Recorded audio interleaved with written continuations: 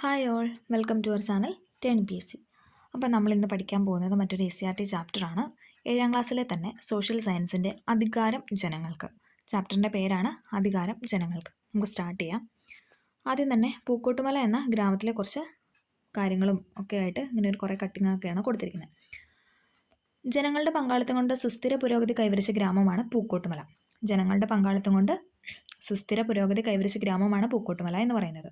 ഭക്ഷ്യ സ്വയം പര്യാപ്തത, തണ്ണീർത്തട വികസനം, എല്ലാ വാർഡുകളിലും പച്ചത്തുരുത്തുകൾ, തരിശുരഹിത ഗ്രാമം, ജലസമൃദ്ധി പദ്ധതി, ഫിലമെന്റ് രഹിത ഗ്രാമം തുടങ്ങി അനവധി വികസന പ്രവർത്തനങ്ങളാണ് തദ്ദേശ സ്വയംഭരണ സ്ഥാപനങ്ങളുടെ പങ്കാളിത്തത്തോടെ വിവിധ വാർഡുകളിലായി നടപ്പിലാക്കിയിട്ടുള്ളത്. ഗ്രാമസഭകളെ മികച്ച ജനപങ്കാളിത്തവും ആസൂത്രണവും ഉദ്യോഗസ്ഥരുടെ കൃത്യമായ ഇടപെടലും മേൽനോട്ടവും ജനങ്ങളുടെ അർപ്പണ മനോഭാവമാണ് എന്തെന്ന് പറയുന്നത് പൂക്കോട്ടുമല ഗ്രാമത്തിൻ്റെ ഇത്രയും വികസനത്തിന് കാരണമെന്ന് പറയുന്നത്.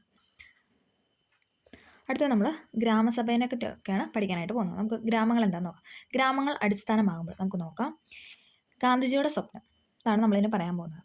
എൻ്റെ സങ്കല്പത്തിലുള്ള ഗ്രാമസ്വരാജ്യം മുഖ്യ ആവശ്യങ്ങൾക്ക് വേണ്ടി അയൽക്കാരെ ആശ്രയിക്കേണ്ട ആവശ്യമില്ലാത്തതും ആശ്രയം ഒരു ആവശ്യമായി തീർന്നാൽ മാത്രം മറ്റുള്ളവരുമായി പരസ്പര സഹായത്തിൽ ഏർപ്പെടുന്നതുമായ ഒരു പൂർണ്ണ റിപ്പബ്ലിക്കാണ്. ഓക്കെ, എന്താണ് പറഞ്ഞത്? എൻ്റെ സങ്കല്പത്തിലുള്ള ഗ്രാമസ്വരാജ് അല്ലേ, ഗാന്ധിജിയുടെ സ്വപ്നമാണ് പറയുന്നത്. അദ്ദേഹത്തിൻ്റെ സങ്കല്പത്തിലുള്ള ഗ്രാമസ്വരാജ് മുഖ്യ ആവശ്യങ്ങൾക്ക് വേണ്ടി അയൽക്കാരെ ആശ്രയിക്കേണ്ട ആവശ്യമില്ലാത്തതും ആശ്രയം ഒരു ആവശ്യമായി തീർന്നാൽ മാത്രം മറ്റുള്ളവരുമായി പരസ്പര സഹായത്തിൽ ഏർപ്പെടുത്തുന്ന വരെ ഒരു പൂർണ്ണ റിപ്പബ്ലിക്കാണ്. അതിനാൽ ഓരോ ഗ്രാമത്തിൻ്റെയും പ്രധാന താല്പര്യം ഭക്ഷ്യവിളയും തുണിക്ക് ആവശ്യമായ പരുത്തിയുടെ വിളവും വർദ്ധിപ്പിക്കുക എന്നതാണ്.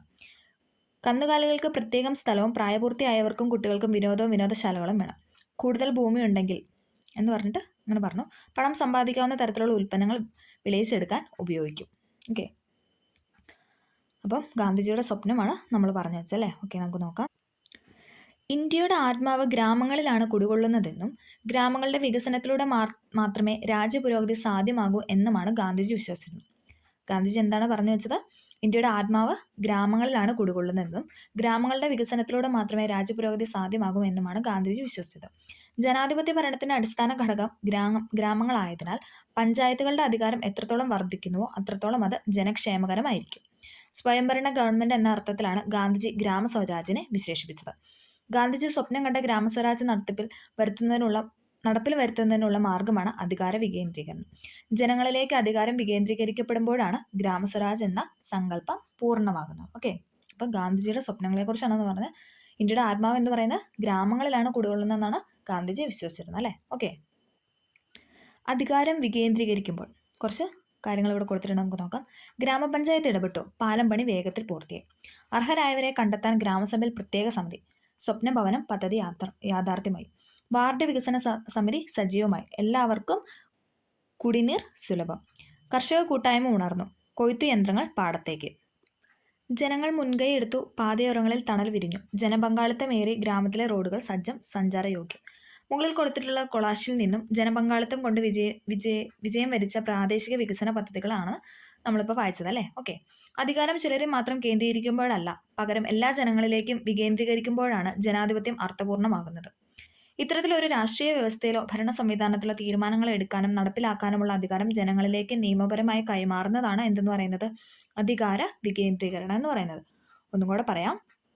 അധികാരം ചിലരെ മാത്രം കേന്ദ്രീകരിക്കുമ്പോഴല്ല, പകരം എല്ലാ ജനങ്ങളിലേക്കും വികേന്ദ്രീകരിക്കപ്പെടുമ്പോഴാണ് ജനാധിപത്യം അർത്ഥപൂർണ്ണമാകുന്നത് അല്ലേ. നമുക്കറിയാം, കുറച്ച് പേര് മാത്രമല്ല, എല്ലാവരും കൂടെ പങ്കാളിയാവുമ്പോഴല്ലേ അതിനകത്തേക്ക് വികേന്ദ്രീകരണം എന്നതുകൊണ്ട് അർത്ഥമാകുന്നത്. ഇത്തരത്തിൽ ഒരു രാഷ്ട്രീയ വ്യവസ്ഥയിലോ ഭരണ സംവിധാനത്തിലോ തീരുമാനങ്ങൾ എടുക്കാനും നടപ്പിലാക്കാനുള്ള അധികാരം ജനങ്ങളിലേക്ക് നിയമപരമായി കൈമാറുന്നതാണ് അധികാര വികേന്ദ്രീകരണം എന്നതുകൊണ്ട് അർത്ഥമാകുന്നത്. ഓക്കെ, അധികാര വികേന്ദ്രീകരണം. ഭരണകാര്യങ്ങളിൽ തീരുമാനം എടുക്കുന്നതിനും നടപ്പിലാക്കുന്നതിനുമുള്ള അധികാരം ചിലരെ മാത്രം നിക്ഷിപ്തമാക്കുന്നതാണ് അധികാര വികേന്ദ്രീകരണം. നമ്മൾ പറഞ്ഞല്ലേ, അധികാര വികേന്ദ്രീകരണം എന്ന് പറഞ്ഞാൽ എന്താണ്? ചിലരിൽ മാത്രം അല്ലേ, എല്ലാവരും അല്ല, ജനങ്ങൾ മൊത്തമില്ല, ചിലരിൽ മാത്രം നിക്ഷിപ്തമായ കാര്യങ്ങളാണ് അധികാര വികേന്ദ്രീകരണം.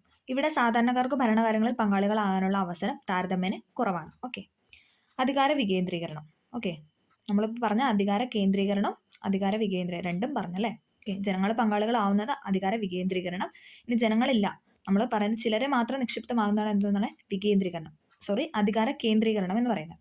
ഓക്കെ, ജനങ്ങളുണ്ടെങ്കിൽ അത് അധികാര വികേന്ദ്രീകരണം, ചിലർ മാത്രം കുറച്ച് പേര് മാത്രം ഉള്ളെങ്കിൽ അത് അധികാര കേന്ദ്രീകരണം. ഓക്കെ, അധികാര വികേന്ദ്രീകരണം സവിശേഷത എന്ന് നമ്മൾ പറയാനായിട്ട് പോകുന്ന അധികാര വികേന്ദ്രീകരണം അതിൻ്റെ സവിശേഷതയാണ്. പ്രാദേശിക വികസനത്തിന് പ്രാധാന്യം. വികസന ആവശ്യങ്ങൾക്ക് മുൻഗണന നിശ്ചയിക്കൽ കഴിയുന്നു. സ്ത്രീകൾക്കും മറ്റു പാർശ്വവൽക്കരിക്കപ്പെട്ടവർക്കും നേതൃശേഷിയും ഭരണപരിചയവും കൈവരുന്നു. പ്രാദേശിക സമ്പദ് വ്യവസ്ഥയുടെ വികസനം.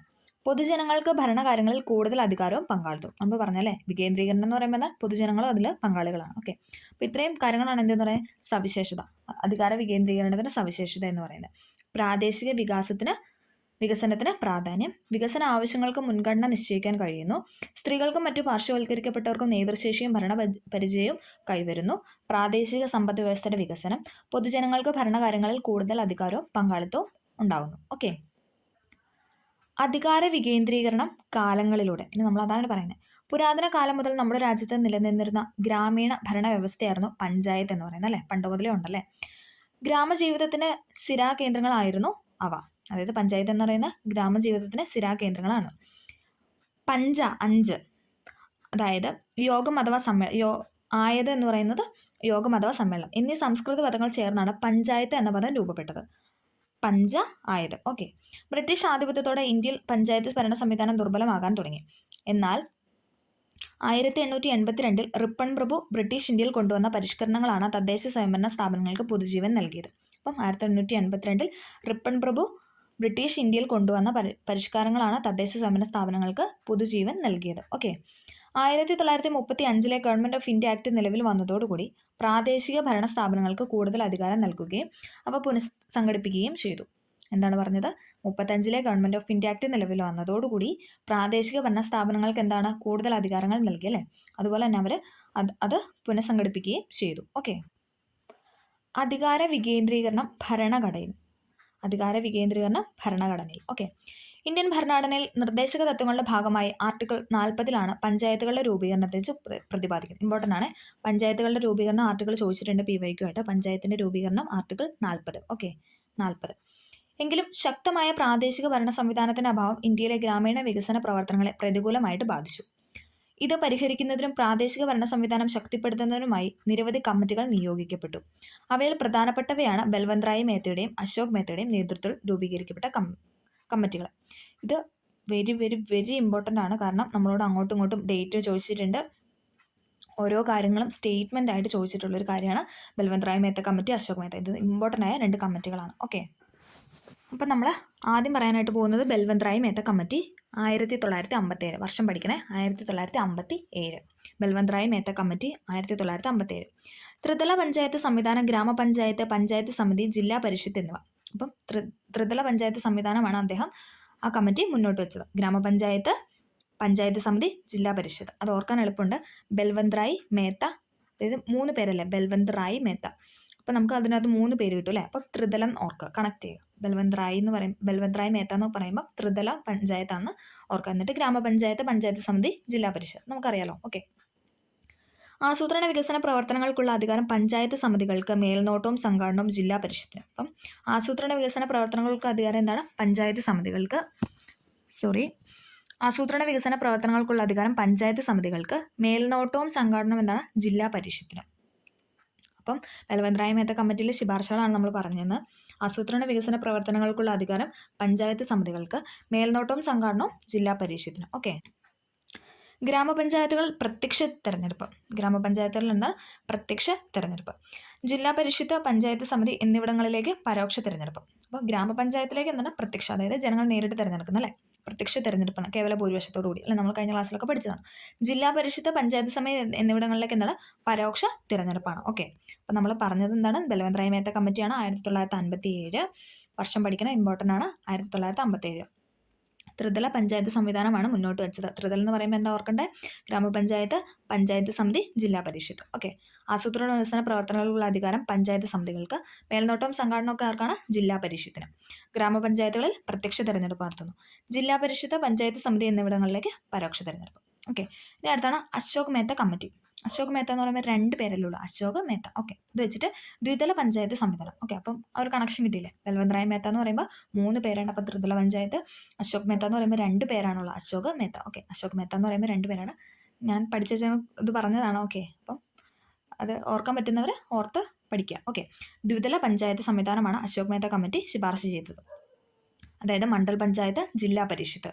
അപ്പുറത്തെ എന്തായിരുന്നു ഗ്രാമപഞ്ചായത്ത്, പഞ്ചായത്ത് സമിതി, ജില്ലാ പരിഷത്തായിരുന്നു. ദ്വിതല പഞ്ചായത്ത് വരുമ്പോൾ എന്താണ് മണ്ഡൽ പഞ്ചായത്ത്, ജില്ലാ പരിഷത്ത് എന്നിവ. ജില്ലാ പരിഷത്തിനായിരിക്കും ജില്ലാതല ആസൂത്രണ ചുമതല അല്ലേ, നമുക്കറിയാം ജില്ലാ പരിഷത്തിനായിരിക്കും എന്തെന്ന് പറഞ്ഞാൽ ജില്ലാതല ആസൂത്രണ ചുമതല.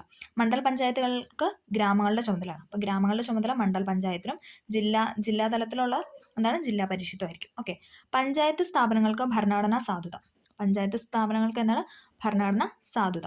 പട്ടികജാതി പട്ടികവർഗ സംവരണമൊക്കെ ഏർപ്പെടുത്തിയത് എന്താണ് അശോക് മേത്ത കമ്മിറ്റിയിലാണ് അല്ലേ. ആദ്യമായിട്ട് പറഞ്ഞു വെച്ചത് പട്ടികജാതി പട്ടികവർഗ സംവരണമൊക്കെ പറഞ്ഞത് അശോക് മേത്ത കമ്മിറ്റിയിലാണ്. 1978 വർഷം പഠിക്കണേ. 1978. ഓക്കെ, 1978. ബൽവന്ത് റായ് മേത്ത ആണെങ്കിൽ 1957, അശോക് മേത്ത ആണെങ്കിൽ 78. അത് രണ്ടും മാറിപ്പോവാതെ കണക്ട് ചെയ്ത് പഠിക്കാം. ഓക്കെ.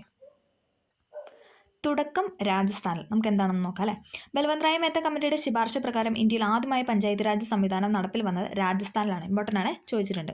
കഴിഞ്ഞ എക്സാമിലും ഈ ഒരു ക്വസ്റ്റ്യൻ വന്നിട്ടുണ്ട്. അതെ, ഏത് സ്റ്റേറ്റിലാണെന്ന് ചോദിച്ചിട്ടുണ്ട്. ബൽവന്ത് റായ് മേത്ത കമ്മിറ്റിയുടെ ശുപാർശ പ്രകാരം ഇന്ത്യയിൽ ആദ്യമായിട്ട് എന്താണ് പഞ്ചായത്ത് രാജ് സംവിധാനം നടപ്പിൽ വന്നത് രാജസ്ഥാനിലാണ്. ഓക്കെ. 1959 ഒക്ടോബർ 2 രാജസ്ഥാനിലെ നാഗോർ ജില്ലയിൽ പ്രധാനമന്ത്രി നെഹ്റു പദ്ധതി ഉദ്ഘാടനം ചെയ്തു. അപ്പം 1959 ഒക്ടോബർ 2 അല്ലെ, ഗാന്ധി ജയന്തിയുടെ അന്ന് അല്ലെ, ഒക്ടോബർ 2. 1959 ഒക്ടോബർ 2 രാജസ്ഥാനിലെ നാഗൂർ ജില്ലയിലെ പ്രധാനമന്ത്രി നെഹ്റു ആണ് പദ്ധതി ഉദ്ഘാടനം ചെയ്തത്. അതേ വർഷം തന്നെ ആന്ധ്രാപ്രദേശിലും തുടർന്ന് തമിഴ്നാട്ടിലും ബംഗാളിലും പഞ്ചായത്ത് രാജ് സംവിധാനം നിലവിൽ വന്നു. അതിനുശേഷം എന്താണ് ആന്ധ്രയിൽ വന്നല്ലേ, അതേ വർഷം 1959 തന്നെ. ഓക്കെ. അത് കഴിഞ്ഞ് തമിഴ്നാട്ടിൽ ബംഗാളിൽ പഞ്ചായത്ത് രാജ് സംവിധാനം നിലവിൽ വന്നു. ഓക്കെ. ഭരണഘടന ഭേദഗതി ഇമ്പോർട്ടൻ്റ് ആണ്, PYQ. ഭരണഘടനാ ഭേദഗതി. അധികാര വികേന്ദ്രീകരണവുമായി ബന്ധപ്പെട്ട വിവിധ കമ്മിറ്റികളുടെ ശുപാർശകൾ രാജ്യവ്യാപകമായി നടപ്പിലാക്കുന്നതിലെ കാലതാമസം തദ്ദേശ സ്വയംഭരണ സ്ഥാപനങ്ങളുടെ ശാക്തീകരണത്തിനും ഏകീകൃത ഘടനയ്ക്കും തടസ്സമായി. ഇവിടെ നോക്കിയേ, ശുപാർശ. നമ്മൾ നേരത്തെയൊക്കെ നമ്മുടെ ടെക്സ്റ്റിലൊക്കെ ശുപാർശ എന്നായിരുന്നു അല്ലേ. അത് സത്യം പറഞ്ഞാൽ മലയാളത്തിൽ ഉള്ളൊരു വാക്കല്ല, നമുക്ക് എപ്പോഴും തരാറുണ്ടല്ലേ PSC എക്സാമിലൊക്കെ ശുപാർശ. അപ്പം നമ്മൾ പറയുന്ന ശുപാർശ എന്നാണെങ്കിലും ശരിക്കും എന്താണ് ശുപാർശ എന്നാണ് പറയുന്നത് കേട്ടോ. ഇതിലത് കറക്റ്റായിട്ട് കൊടുത്തിട്ടുണ്ടെന്ന് പറഞ്ഞതേ ഉള്ളൂ. ഓക്കെ. അപ്പോൾ നമ്മൾ പറഞ്ഞതെന്ന് വെച്ചാൽ എന്താണ് ഭരണഘടനാ ഭേദഗതിയാണ്. അധികാര വികേന്ദ്രീകരണവുമായി ബന്ധപ്പെട്ട വിവിധ കമ്മിറ്റികളുടെ ശുപാർശകൾ രാജ്യവ്യാപകമായി നടപ്പാക്കുന്നതിലെ കാലതാമസം തദ്ദേശ സ്വയംഭരണ സ്ഥാപനങ്ങളുടെ ശാക്തീകരണത്തിനും ഏകീകൃത ഘടനയ്ക്കും തടസ്സമായി. അതിനാൽ തദ്ദേശ സ്വയംഭരണ സ്ഥാപനങ്ങൾക്ക് ഭരണഘടനാ സാധുത നൽകാനായിട്ട് തീരുമാനിച്ചു. നമ്മൾ പറഞ്ഞല്ലേ, തദ്ദേശ സ്വയംഭരണ സ്ഥാപനങ്ങൾക്ക് എന്താണ് ഭരണഘടനാ പദവി നൽകാനായിട്ട് തീരുമാനിച്ചു. 1992 73-74 ഭേദഗതികൾ പ്രകാരം തദ്ദേശ സ്വയംഭരണ സ്ഥാപനങ്ങൾക്ക് കൂടുതൽ അധികാരങ്ങൾ ലഭ്യമായി. ഇമ്പോർട്ടൻ്റ് ആണ്, വർഷം ചോദിച്ചിട്ടുണ്ട്. 92 73-74 ഭേദഗതി. 73 എന്ന് പറഞ്ഞാൽ എന്തായിരുന്നു പഞ്ചായത്ത് രാജും, 74 എന്ന് പറഞ്ഞാൽ നഗരപാലികയും അല്ലേ, നമ്മൾ കഴിഞ്ഞ ക്ലാസ്സിൽ പറഞ്ഞതാണ്. ഓക്കെ. 73-ാം ഭരണഘടനാ ഭേദഗതിയിലൂടെ പഞ്ചായത്ത് രാജ് നിയമവും 74-ാം ഭരണഘടനാ ഭേദഗതിയിലൂടെ എന്താണ് നഗരപാലിക നിയമവും നിലവിൽ വന്നു. ഓക്കെ, നമുക്കത് രണ്ടും ഒന്ന് നോക്കാം. 73-ാം ഭരണഘടനാ ഭേദഗതി പഞ്ചായത്ത് രാജ് സംവിധാനം. അപ്പോൾ 73-ാം ഭേദഗതി എന്ന് കേൾക്കുമ്പോൾ തന്നെ നമ്മൾ പഞ്ചായത്ത് രാജും നഗരപാലിക ഓർക്കണം കേട്ടോ. 73-74 എന്ന് പറയുമ്പോൾ പഞ്ചായത്ത് രാജ് നഗരപാലിക. ഓക്കെ. 92 വർഷവും പഠിക്കണം, 1992. ഓക്കെ. ഗ്രാമസഭകളുടെ രൂപീകരണം. ഭരണകാലാവധി 5 വർഷം. അതായത് പഞ്ചായത്ത് രാജിനെ കുറിച്ചാണ് നമ്മൾ പറയുന്നത്. ഗ്രാമസഭകളുടെ രൂപീകരണം കാലാവധി എത്രയാണ്? 5 വർഷം. പട്ടികജാതി പട്ടികവർഗ സംവരണമുണ്ട്, വനിതാ സംവരണമുണ്ട്. തിരഞ്ഞെടുപ്പ് ചുമതല സംസ്ഥാന തിരഞ്ഞെടുപ്പ് കമ്മീഷനാണ്. അതായത് തിരഞ്ഞെടുപ്പ് ചുമതല ആർക്കാണ്? സംസ്ഥാന തിരഞ്ഞെടുപ്പ് കമ്മീഷനാണ്. തദ്ദേശ സ്വയംഭരണ സ്ഥാപനം ആയതുകൊണ്ടാണ്. ബാക്കിയെല്ലാം എന്താണ് കേന്ദ്ര തിരഞ്ഞെടുപ്പ് കമ്മീഷനാണ് അല്ലേ. തിരഞ്ഞെടുപ്പ് ചുമതല എന്ന് പറയുന്നത് പഞ്ചായത്ത് രാജിൻ്റെ തിരഞ്ഞെടുപ്പ് ചുമതല എന്ന് പറയുന്ന ആർക്കാണ്? സംസ്ഥാന തിരഞ്ഞെടുപ്പ് കമ്മീഷനാണ്. 5 വർഷത്തിലൊരിക്കൽ ധനകാര്യ കമ്മീഷൻ. ഓക്കെ, 5 വർഷത്തിലൊരിക്കൽ ധനകാര്യ കമ്മീഷൻ. ത്രിതല പഞ്ചായത്ത് സംവിധാനം. ഗ്രാമപഞ്ചായത്ത്, ബ്ലോക്ക് പഞ്ചായത്ത്, ജില്ലാ പഞ്ചായത്ത്. അതായത് ത്രിതല പഞ്ചായത്ത് സംവിധാനം. ത്രിതല പഞ്ചായത്ത് എന്ന് കേൾക്കുമ്പോൾ ആരെ ഓർക്കണം? ബൽവന്ത് റായ് മേത്ത. 3 പേരുണ്ട് അല്ലേ. ഓക്കെ. സംവിധാനമാണുള്ളത്. ഗ്രാമപഞ്ചായത്ത് ഉണ്ട്, ബ്ലോക്ക് പഞ്ചായത്ത് ഉണ്ട്, ജില്ലാ പഞ്ചായത്ത് ഉണ്ട്. ഓക്കെ. 74-ാം ഭേദഗതിയാണ് ഇന്ന് നമ്മൾ പറയാനായിട്ട് പോകുന്നത്. 74-ാം ഭേദഗതി. വാർഡ് സഭകളുടെ രൂപീകരണം. നഗരപാലിക സംവിധാനമാണല്ലേ 74-ാം ഭേദഗതിയിലുള്ള വാർഡ് സഭകളുടെ രൂപീകരണം. കാലാവധി 5 വർഷം തന്നെയാണ്. പട്ടികജാതി പട്ടികവർഗത്തിന് സംവരണമുണ്ട്, വനിതാ സംവരണമുണ്ട്. തിരഞ്ഞെടുപ്പ് ചുമതല ആർക്കാണ്? സംസ്ഥാന തിരഞ്ഞെടുപ്പ് കമ്മീഷനാണ് അല്ലേ. ഓക്കെ. 5 വർഷത്തിലൊരിക്കൽ ധനകാര്യ കമ്മീഷൻ. ഓക്കെ. 2 തരം തദ്ദേശ ഭരണ സ്ഥാപനങ്ങൾ ഉണ്ട്. Nagar panchayat, municipal council. കേരളത്തിൽ മുനിസിപ്പാലിറ്റി അല്ല കോർപ്പറേഷൻ, നമുക്കറിയാം. കേരളത്തിൽ മുനിസിപ്പാലിറ്റി കോർപ്പറേഷനൊക്കെ നമുക്കറിയാം. 2 തരം തദ്ദേശ ഭരണ സ്ഥാപനങ്ങളാണ് നഗർ പഞ്ചായത്ത്, മുനിസിപ്പൽ കൗൺസിൽ എന്നിവ. ഓക്കെ, ക്ലിയർ ആയെന്ന് പ്രതീക്ഷിക്കുന്നു. വർഷം പഠിക്കണം. 1992 73-74 ഭേദഗതി വഴിയാണ് വന്നത്. ഓക്കെ. കേരളത്തിലെ തദ്ദേശ സ്വയംഭരണ സ്ഥാപനങ്ങൾ ഘടന. നമ്മളിനി കേരളത്തിലെ തദ്ദേശ സ്വയംഭരണ സ്ഥാപനങ്ങളുടെ ഘടനയാണ് പറയുന്നത്. പഞ്ചായത്ത് രാജാണ് നമ്മൾ പഠിച്ചല്ലേ. ജില്ലാ പഞ്ചായത്ത് ഉണ്ട്, തൊട്ട് താഴെ ബ്ലോക്ക് പഞ്ചായത്ത് ഉണ്ട്, അതിന് താഴെയാണ് ഗ്രാമപഞ്ചായത്ത്. ജില്ല, ബ്ലോക്ക്, ഗ്രാമം. ഓക്കെ, ഇനി നഗരപാലികയാണ് നമ്മൾ പറഞ്ഞു. മുനിസിപ്പൽ കൗൺസിലുണ്ട്, മുനിസിപ്പൽ കോർപ്പറേഷനുണ്ട്, മുനിസിപ്പാലിറ്റി ഉണ്ട്, കോർപ്പറേഷനുണ്ട്. ഓക്കെ, അതെല്ലാവർക്കും അറിയാവുന്ന പോയിന്റാണ് അല്ലേ. അടുത്തത് ജനകീയ ആസൂത്രണം കേരളത്തിൽ. നമ്മളിനി പഠിക്കാനായിട്ട് പോകുന്ന ജനകീയ ആസൂത്രണം കേരളത്തിൽ. 73-74 ഭരണഘടനാ ഭേദഗതികളെ തുടർന്ന് 1996 കേരളത്തിൽ നടപ്പിലാക്കിയ അധികാര വികേന്ദ്രീകരണ പ്രക്രിയയാണ് ജനകീയ ആസൂത്രണം എന്ന പേരിൽ അറിയപ്പെടുന്നത്. എന്താണ്? 73-74 ഭരണഘടനാ ഭേദഗതികളെ തുടർന്ന് 96 കേരളത്തിൽ നടപ്പിലാക്കിയ അധികാര വികേന്ദ്രീകരണ പ്രക്രിയയാണ് എന്തെന്ന് പറഞ്ഞാൽ ജനകീയ ആസൂത്രണം എന്ന പേരിൽ അറിയപ്പെടുന്നത്. ഓക്കെ, പ്രാദേശിക ഭരണ സംവിധാനത്തിന് കൂടുതൽ അധികാരങ്ങളും ചുമതലകളും നൽകി അവ നടപ്പിലാക്കുന്നതിനാവശ്യമായ ഉദ്യോഗസ്ഥർ, സ്ഥാപനങ്ങൾ, ഫണ്ട് എന്നിവ ലഭ്യമാക്കാൻ ജനകീയ ആസൂത്രണം വഴിയൊരുക്കി. ഈ ഭരണഘടനാ ഭേദഗതികളുടെ ഫലമായിട്ട് തദ്ദേശ സ്വയംഭരണ സ്ഥാപനങ്ങളിൽ 33% സ്ത്രീ സംവരണം ഏർപ്പെടുത്തിയിരുന്നു. അല്ലേ, നമുക്കറിയാം കേരളത്തിൽ 33% എന്താണ് സ്ത്രീ സംവരണം ഉണ്ടല്ലേ. ഓക്കെ, തുടർന്ന് 2005 പഞ്ചായത്ത് രാജ് ആക്ട് ഭേദഗതിയിലൂടെ തദ്ദേശ സ്വയംഭരണ സ്ഥാപനങ്ങളിലെ സ്ത്രീ പ്രാതിനിധ്യം എത്രയായിട്ട് ഉയർത്തി? 50% ഉയർത്തി. അല്ലെ, 33% ആദ്യം ഉണ്ടായിരുന്നത്, ദെൻ അതെന്താണ് 50% ഉയർത്തി. തദ്ദേശ സ്വയംഭരണ സ്ഥാപനങ്ങളുടെ പദ്ധതി വിഹിതത്തിൽ 10% സ്ത്രീകൾക്ക് മാത്രമുള്ള പദ്ധതികൾക്കായി മാറ്റിവെക്കുന്നുണ്ട്. അങ്ങനെ കാര്യക്ഷമമായ അധികാര വികേന്ദ്രീകരണ പ്രക്രിയയിലൂടെ കേരളം രാജ്യത്തിന് മാതൃകയായിട്ട് മാറി. ഓക്കെ, ഇനി നമ്മൾ പറയുന്നത് ചുമതലകൾ പലവിധം. തദ്ദേശ സ്വയംഭരണ സ്ഥാപനത്തിന് മുന്നിൽ പ്രദർശിപ്പിച്ചിരിക്കുന്ന ബോർഡ് നിരീക്ഷിക്കും. നമുക്ക് നോക്കാം അല്ലേ. ജനന മരണ രജിസ്റ്റർ ചെയ്യൽ, സ്ഥിതി വിവര കണക്കുകൾ ശേഖരിക്കൽ, പ്രാഥമിക വിദ്യാലയങ്ങളുടെ മേൽനോട്ടവും ചുമതലയും, മാതൃ ശിശു വികസനം, കെട്ടിട നിർമ്മാണത്തിന് അനുമതി നൽകൽ, പരമ്പരാഗത ജലസ്രോതസ്സുകൾ സംരക്ഷിക്കൽ, മാലിന്യ നിർമ്മാർജ്ജനം, വളർത്തുനായകൾക്ക് ലൈസൻസ് നൽകൽ. ഓക്കെ, ഇനി നമ്മൾ പറയാനായിട്ട് പോകുന്നത് പ്രതിസന്ധികൾ, വെല്ലുവിളികൾ. ഓക്കെ, അധികാര വികേന്ദ്രീകരണം അത് വരുന്നതോടുള്ള പ്രതിസന്ധിയും അതിന് വെല്ലുവിളികളൊക്കെയാണ് നമ്മൾ പറയാനായിട്ട് പോകുന്നത്. അധികാര വികേന്ദ്രീകരണത്തിലൂടെ കേരളം ജനകീയ ആസൂത്രണം ഉൾപ്പെടെ ഏറെ നേട്ടങ്ങൾ സ്വായത്തമാക്കിയെങ്കിലും നിരവധി വെല്ലുവിളികളും നേരിടുന്നുണ്ട് അല്ലേ. തദ്ദേശ സ്വയംഭരണ സ്ഥാപനങ്ങൾ നേരിടുന്ന വെല്ലുവിളികൾ എന്ന വിഷയത്തിൽ ഒരു കുട്ടി തയ്യാറാക്കിയ സെമിനാറാണ് ഈ കാണുന്നത് അല്ലേ. അധികാര വികേന്ദ്രീകരണം കാൽനൂറ്റാണ്ട് പിന്നിടുമ്പോൾ നേട്ടങ്ങൾ മാത്രം ഉയർത്തിപ്പിടിക്കാതെ പരിമിതികൾ കൂടി തിരിച്ചറിഞ്ഞ് കൂടുതൽ കാര്യക്ഷമമായി പ്രവർത്തിക്കേണ്ടത് അനിവാര്യമാണ്. തദ്ദേശ സ്വയംഭരണ സ്ഥാപനങ്ങൾ നേരിടുന്ന പ്രധാന വെല്ലുവിളികളും പ്രശ്നങ്ങളും ചുവടെ ചേർക്കുന്നു. പദ്ധതി വിഹിതം സമയബന്ധിതമായി ലഭിക്കാത്ത അവസ്ഥ, വികേന്ദ്രീകരണം പൂർണ്ണമായും നടപ്പാക്കപ്പെടാത്ത സാഹചര്യം, ഗ്രാമസഭകളിലെ കുറഞ്ഞ ജനപങ്കാളിത്തം, ഗ്രാമീണ മേഖലയിലെ പഞ്ചായത്തുകളുടെ തനതു വരുമാനത്തിലെ കുറവ്, ഭൗതിക സാഹചര്യങ്ങളുടെ അപര്യാപ്തത. ഇതൊക്കെയാണ് എന്തെന്ന് പറഞ്ഞാൽ ആ കുട്ടി ശേഖരിച്ചു വെച്ച വെല്ലുവിളികൾ എന്ന് പറയുന്നത്. നമുക്കൊന്ന് നോക്കാം. ഇതൊക്കെ ശരിയാണല്ലേ. ജനാധിപത്യം അർത്ഥവത്താക്കുന്ന അധികാരത്തിൽ ജനങ്ങളും പങ്കാളികളാകുമ്പോഴാണ്. നമ്മൾ ഈ ചാപ്റ്റർ സ്റ്റാർട്ട് ചെയ്തപ്പോൾ തന്നെ പറഞ്ഞായിരുന്നല്ലേ, ജനാധിപത്യം അർത്ഥവത്താകുന്നത് എന്താണ്? ജനങ്ങളും അതിൽ പങ്കാളികളാകുമ്പോഴാണ്. അധികാര വികേന്ദ്രീകരണം ഇത് ഉറപ്പാക്കുന്നു അല്ലെ. അധികാര വികേന്ദ്രീകരണം എന്ന് പറയുമ്പോൾ ജനങ്ങളും കൂടെ ഉണ്ടല്ലേ. ഒരു സമൂഹത്തിലെ എല്ലാ വിഭാഗം ജനങ്ങളെയും ഭരണത്തിൽ പങ്കാളികളാക്കുന്ന പ്രക്രിയയാണ് ഇതെന്ന് പറയുന്നത്. അതുകൊണ്ട് തന്നെ അധികാര വികേന്ദ്രീകരണത്തിലെ വെല്ലുവിളികൾ തരണം ചെയ്തും അവ പരിഹരിച്ചും മുന്നോട്ട് പോകേണ്ടത് ജനാധിപത്യം ശക്തിപ്പെടുത്തുന്നതിന് അനിവാര്യമാണ്. ഓക്കെ, അപ്പോൾ നമ്മൾ ഇതിനകത്ത് ഈ ചാപ്റ്ററിനകത്ത് പ്രധാനമായിട്ട് പറഞ്ഞ എന്താണ്? അധികാര വികേന്ദ്രീകരണം, അധികാര കേന്ദ്രീകരണമായിരുന്നു. അതിനുശേഷം നമ്മൾ പറഞ്ഞ 73-74 ഭേദഗതി, പഞ്ചായത്ത് രാജും നഗരപാലിക നിയമം പറഞ്ഞു. അതോടൊപ്പം നമ്മൾ അശോക് മേത്ത കമ്മിറ്റി, ബൽവന്ത് റായ് മേത്ത കമ്മിറ്റി, വർഷം അതൊക്കെ പറഞ്ഞു. അതൊക്കെ ഇമ്പോർട്ടൻ്റ് ആണ്, PYK ആയിട്ട് ചോദിച്ചിട്ടുള്ള കാര്യങ്ങളാണ്. അപ്പം ഇതോടുകൂടി ഈ ചാപ്റ്റർ തീർന്നിട്ടുണ്ട്. അപ്പോൾ എല്ലാവർക്കും ഹെൽപ്ഫുൾ ആയെന്ന് വിചാരിക്കുന്നു. ഇഷ്ടമായെങ്കിൽ തീർച്ചയായും ലൈക്ക് ചെയ്ത് സപ്പോർട്ട് ചെയ്യുക. Okay, thank